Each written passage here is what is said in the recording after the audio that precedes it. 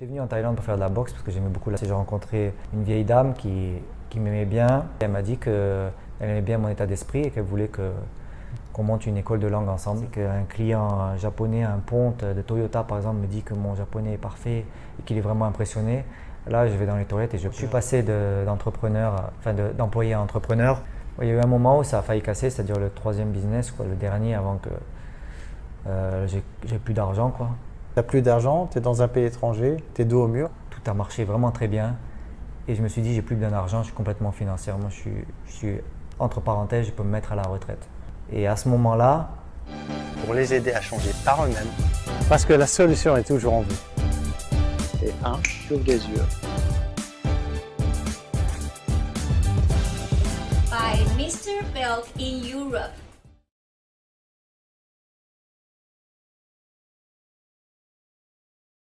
tout a marché vraiment très bien et je me suis dit j'ai plus besoin d'argent, je suis complètement financièrement, je suis entre parenthèses, je peux me mettre à la retraite. D'accord. Et à ce moment-là, je me suis dit maintenant j'ai besoin d'un nouveau challenge. Et c'est là où je me suis dit je vais me mettre à la musique. Ok, on arrive à la fin, à la musique. Et là, là, tu as ce qu'il te faut et tu as ta passion à côté. Et là, tu te mets à fond dans ta passion. Donc là je suis indépendant, je suis indépendant financièrement et j'ai besoin d'un challenge un peu impossible. Et j'ai jamais fait de musique de ma vie, je sais pas, je sais jamais de solfège, je comprends. Mais ça m'a toujours intéressé, le côté production de la musique, comment ils arrivent à composer de la musique, est-ce que c'est difficile, comment ça se passe dans le business de la musique. Et pour en savoir un peu plus, j'ai pris un cours de production musicale sur le DAW, le DAW. DAW, c'est un software pour faire de la musique par ordinateur. Donc à Bangkok, il y avait un cours de 3 mois, donc je l'ai pris et je suis tombé amoureux de la production musicale.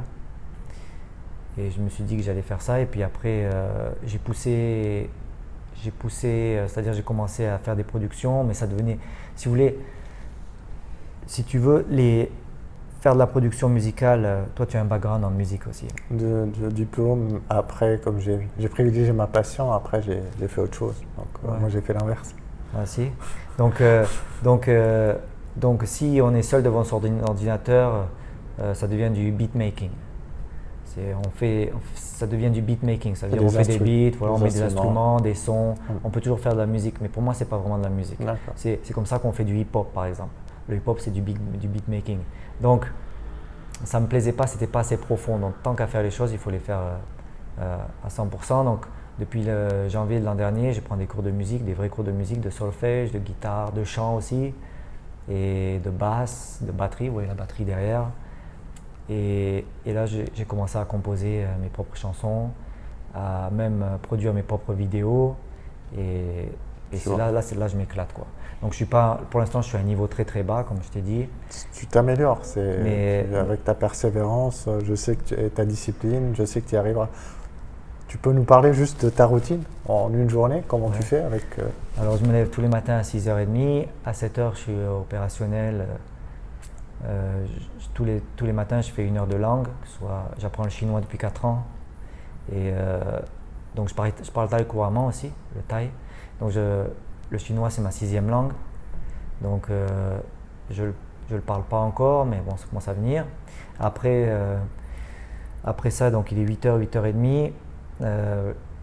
Donc le matin je fais tous mes practices d'instruments. Donc je fais une demi-heure, 3/4 d'heure de guitare. Donc j'ai mes cours une fois par semaine avec mon prof qui me donne mes devoirs. Guitare, basse, batterie, chant aussi. Je fais mes vocalises tous les matins d'à peu près 30-40 minutes. Et après je chante pendant à peu près 10 minutes. C'est un enfer. Non, mais c'est une discipline. Non, mais là, attention, là, c'est un enfer. C'est-à-dire que je suis seul dans mon appart et faire ces vocalises pendant 30 minutes, no, no, no, no, no, comme ça, il faut être fort mentalement, quoi. Et après ça, chanter, moi chanter, ça n'a jamais été mon truc, mais c'est un bagage qui est primordial. Parce que, prendre des cours de chant, ça permet de comprendre la voix, notre voix à nous et la voix de mes chanteurs. Comprendre où est le problème, les harmonies.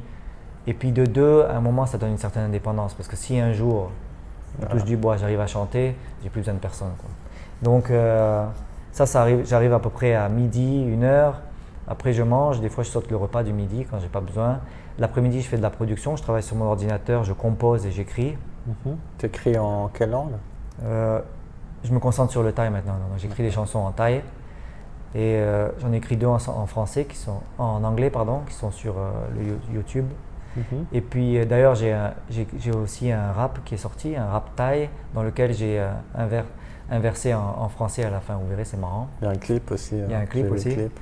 Et puis donc ça m'amène jusqu'au soir où je vais m'entraîner à la boxe. En fin d'après-midi, j'ai mon prof de boxe qui vient dans l'appart en bas là, au bord de la Ok, piscine, et c'est bien. on fait du sparring, on boxe ensemble. Et puis après je mange et en général je suis rincé, donc je dors. Ouais, c'est clair. J'ai pas le temps de regarder la télé et c'est C'est et je c'est répète tous les intense, jours, quoi. C'est intense. Ouais. D'ailleurs, pour faire cette interview, on a dû déplacer avec mon emploi du temps, le tien. Tu as dû travailler le dimanche et prendre congé le lundi. Voilà, donc Parce que moi, aujourd'hui le j'ai pris dimanche, je travaillais, tout ça. Du coup, on a dû vraiment s'organiser pour. C'est ça aussi l'avantage d'être indépendant, c'est qu'on peut gérer à ce niveau-là les deux et trouver une journée où on peut se voir. Et c'est aussi ça. ouais. Normalement le dimanche, ouais, c'est pseudo-repos parce que j'ai du mal à me reposer aussi, pour être honnête avec toi. J'ai du mal, c'est-à-dire que À ne rien faire. c'est vraiment bizarre. C'est vraiment bizarre parce que, et ça peut-être les gens ne vont pas forcément le comprendre, mais à force de tout en faire tout le temps et d'être c'est proche de l'hyperactivité. Il y a un moment où on peut même plus se poser devant un film ou devant la télé. On s'en c'est-à-dire-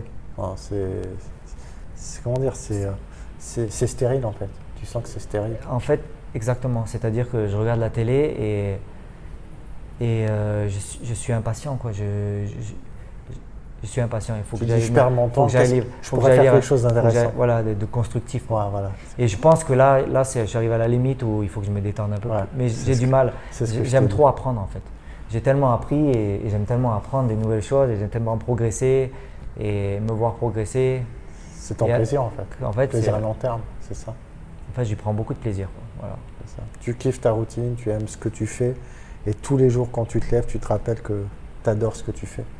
Ouais. Et ça n'a pas de prix. C'est peut-être une clé de ton bonheur. Si tu devais définir le bonheur selon toi, ça serait quoi en fait?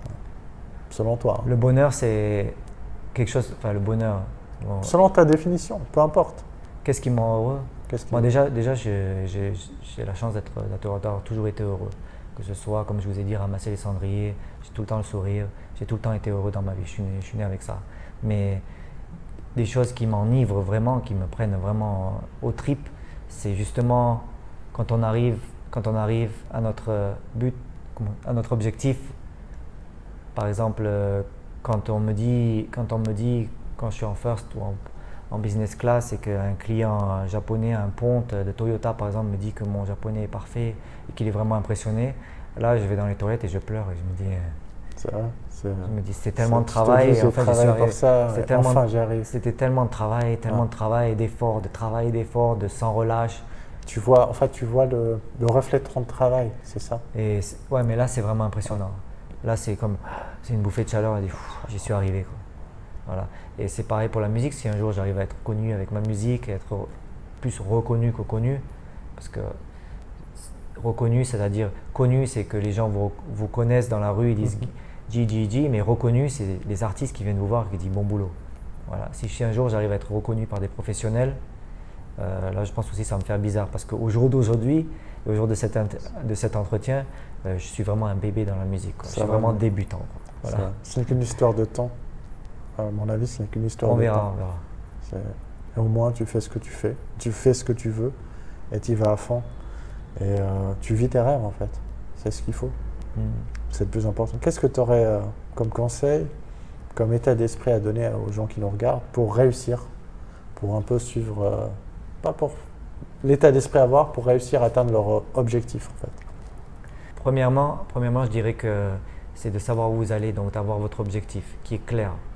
Si vous n'avez pas d'objectif clair, commencez par vous demander ce que vous ne voulez pas faire. Déjà, vous ferez le ménage. Deuxièmement, la discipline. Troisièmement, on en a déjà parlé de la discipline. Troisièmement, la stratégie. C'est-à-dire que je me suis rendu compte au fur et à mesure des années, j'avais tellement de motivation et je travaillais tellement dur que j'oubliais de travailler intelligemment. plutôt que de travailler beaucoup. Et quand on travaille intelligemment, donc dans le framework, c'est-à-dire dans le cadre de cette stratégie pour arriver à votre but, on est beaucoup moins fatigué, on est plus à l'aise, on apprend mieux, on apprend plus vite. Tout est beaucoup mieux en fait.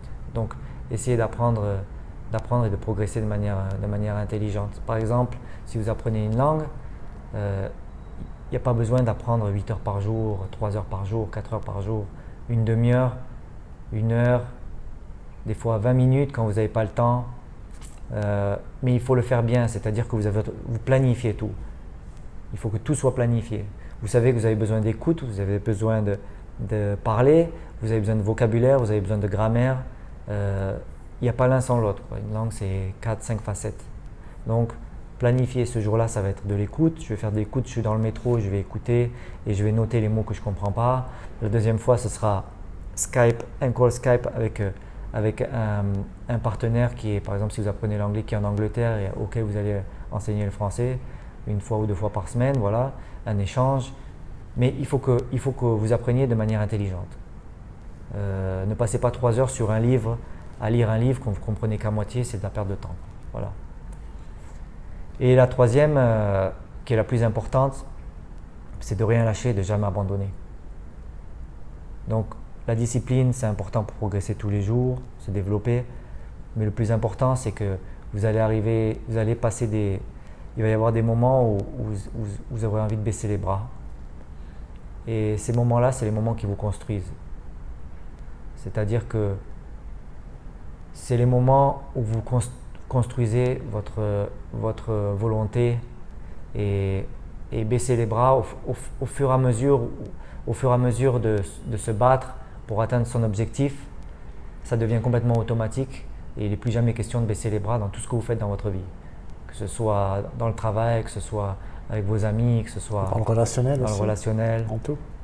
Voilà, donc je pense que c'est le plus important et c'est là où je vois le plus de personnes échouer, c'est qu'il arrive un moment où les gens se disent j'y arriverai pas et ils baissent les bras.